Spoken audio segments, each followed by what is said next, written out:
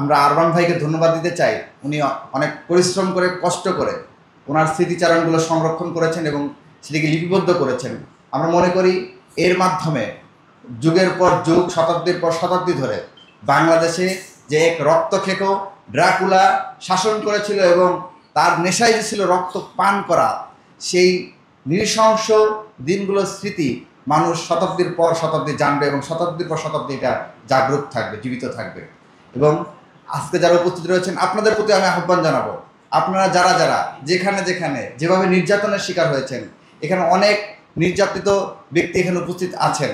সবাই আপনাদের যে স্মৃতিচারণগুলো আছে সেগুলোকে লিপিবদ্ধ করুন, যাতে করে পরবর্তী প্রজন্ম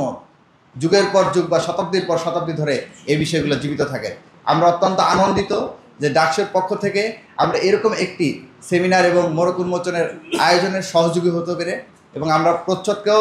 আন্তরিক ধন্যবাদ দিতে চাই এবং আমরা তাদেরকে আহ্বান জানাতে চাই তারা যদি এই ধরনের আরও অনেক সেমিনার আয়োজন করতে চায় এবং আরও যদি অন্য কোনো কাজ করতে চায়, সেক্ষেত্রে যদি ডাকসুর কোনো সহযোগিতা প্রয়োজন হয়, আমরা ডাকসুর পক্ষ থেকে তাদেরকে সর্বাত্মক সহযোগিতা